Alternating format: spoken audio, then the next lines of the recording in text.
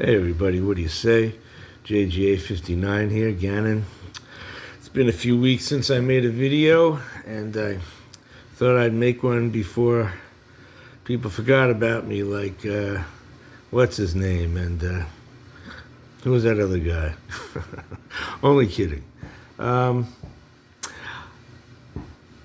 just love the 1964 Topps team cards, and as I'm going to show you in a minute, that was really just one of Topps' greatest years for team cards. I mean, I remember getting these as a kid and just really being struck by them. There was just something about them. I don't know what it was, but they always really hit me. You know, I mean, I just loved them from the start. And I've got all the cards except for the Orioles and the Dodgers. I've got the Dodgers coming. I think I ordered it from Comsi, and it's been taking a long time. I've had I've had cards come in since I ordered that card, and I'm still waiting for the Dodgers. Which is a nice card and an expensive card, given that they were the world champions going into 1964. They were the world champions after sweeping the Yankees 4 straight in 1964. But anyway, again, I just love these cards, and Topps made them with you see here, like the red background. You saw a green background here, and actually the Pirates have a darker green background. I don't know if I got another Giants card, would that be darker, or if I got another card for the Pirates, would it be lighter? Should look into that. Should have looked into it already, shouldn't I have? But yeah, you know, different. Okay, the card. Now wait a minute. Wait, the Senators, is this orange? See, I'm a little colorblind. Yeah, I think the Senators is orange, whereas the Cubs card is red. Yeah. And I'll just take you through these real quick. I'm sure that, you know, most of you are familiar with them.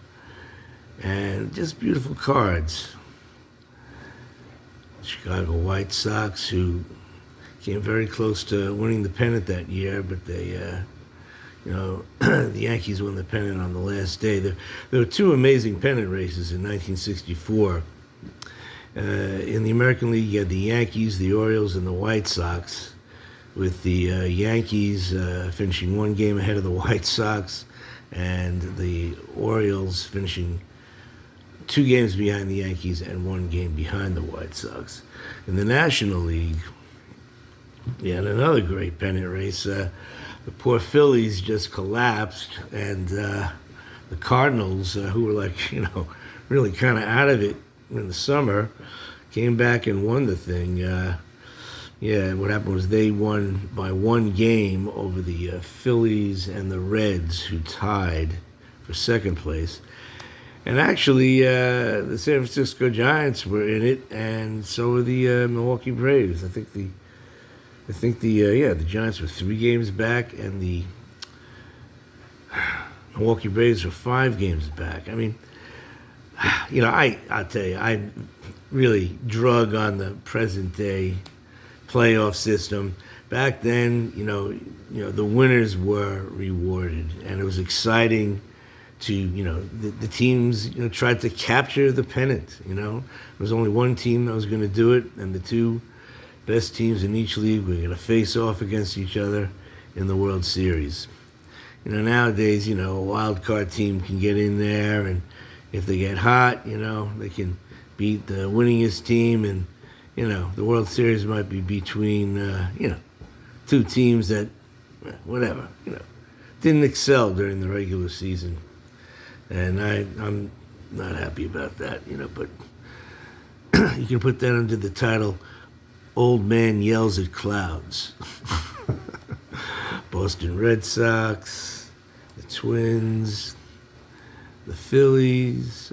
Okay. Beautiful, beautiful, beautiful, beautiful cards, I think. And coming down to the Mets and the Braves. Now, the backs of these cards, okay, a little history about team card backs. Oh, this is coming out clear. Okay, in 1961, they adopted this format for the team cards. Every year from 1961 through 1968, they adopted this format.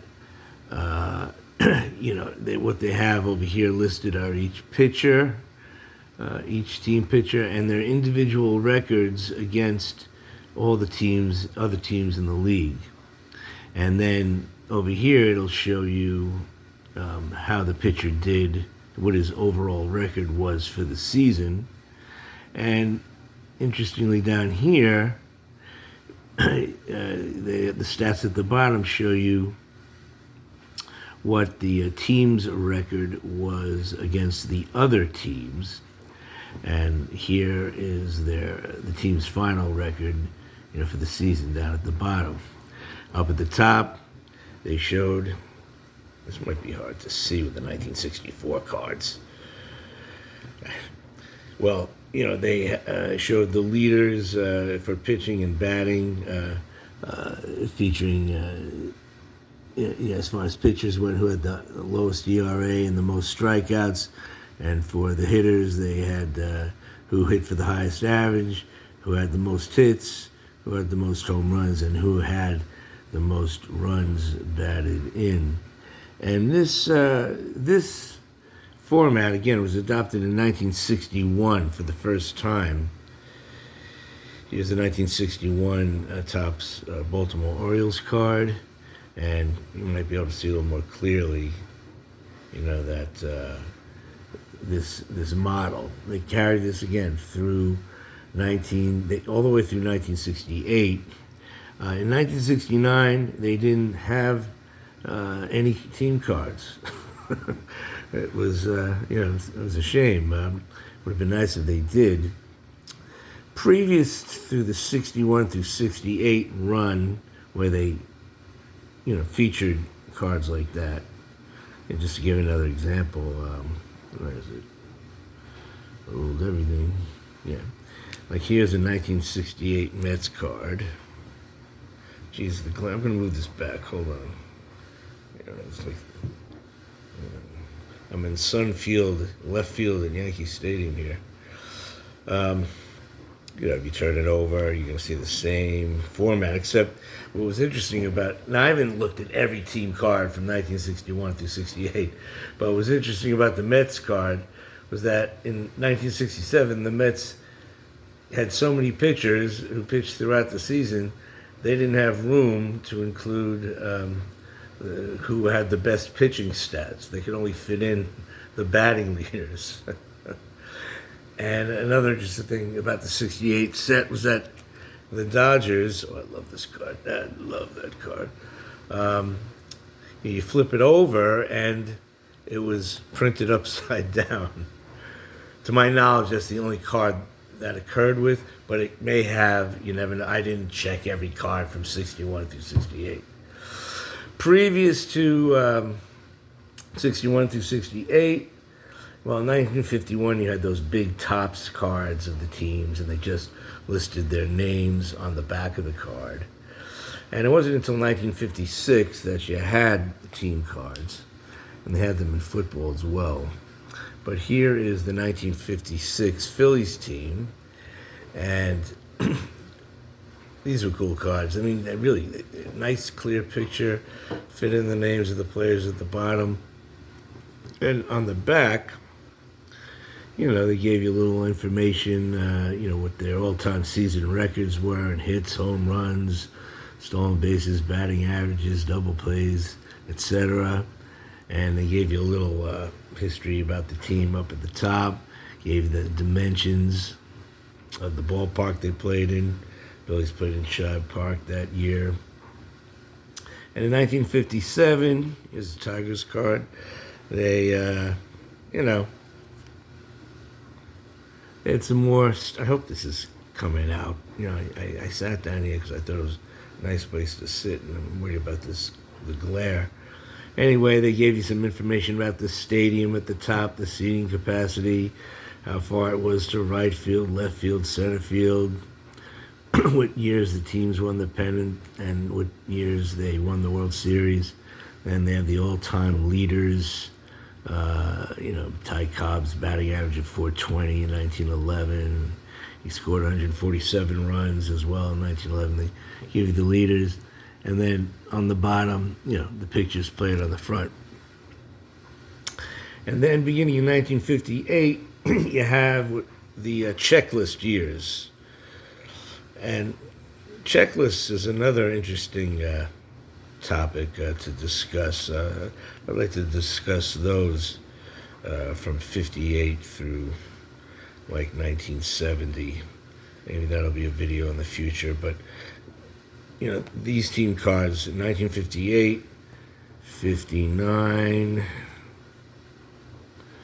and also 1960, the team cards were checklists. And here's 1960, the Dodgers card. Let me show that real quick. All right. And, yeah, it's a nice card. Now, again, there weren't any team cards in 1969.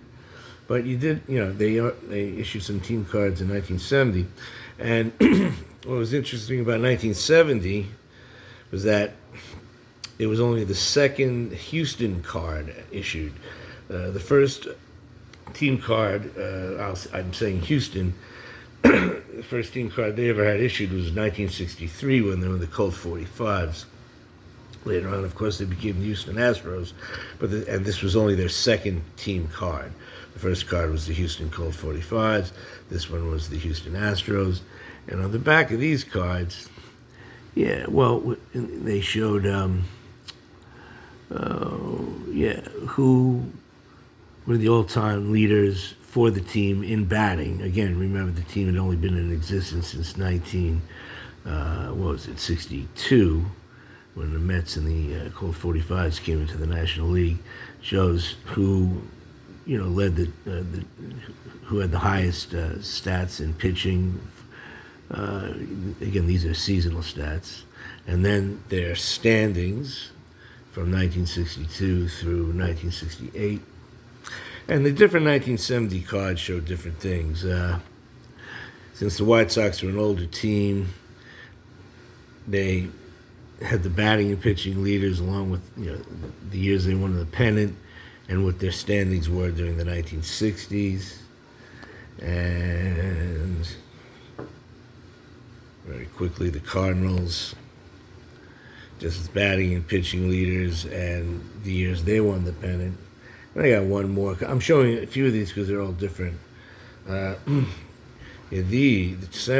Twins showed the statistics for the Senators and the Twins because these Minnesota Twins were formerly the Washington Senators. And they show the years the Senators won the pennant and the Twins' yearly standings beginning in 1961. And 1961 was the year the Los Angeles Angels came into the league, as well as the Minnesota Twins, while the old Washington Senators moved out. Sorry. The Twins were the Senators, so they weren't a new team, but this is their record as the Twins in the 60s. And then there was a new expansion team, the Washington Senators. The new Washington Senators came in with the Los Angeles Angels in 1961. And very quickly, lastly, I just want to show you, look at these beautiful 1964 team cards for the Canadian Football League. Okay, I hope this is coming out. Okay, I have them still in the binder. Look at these beautiful colors. And maybe I'm not doing them justice by... hold on, I'm going to move this. I decided to stay. I don't know, I've got shadows going here, but Anyway, beautiful orange and this deep blue. I guess the red with the Tiger Cats, orange for the Rough Riders. I hope I don't have to do this video over. Look at that beautiful yellow for the Lions, British Columbia, the Ottawa Rough Riders. Beautiful design for the card. That's a heck of a design. I think they made a better design for the Canadian cards than they did the Topps cards, American cards. And they had, I guess, puzzles on the back of the team cards. And these are the backs of the player cards. Yeah, the Topps 1964 football cards look like this. They're nice too, but I'll give the edge to the CFL cards and the 1964 baseball team cards. Anyway, I'll leave it there. I'm starting to get into high numbered territory. Anyway, 1964, they did a lot of things right. The league leader cards and the World Series cards were great. And of course, they issued the Topps Giants, the stand-ups, the coins, and then the All-Star coins. So, 1964 was a pretty good year for card collecting. So I'm going to leave it there. If you stayed with me all this time, again, I'll buy you a drink when we see each other, and I hope that happens someday. Until then, take care, and I'll see you on the next one.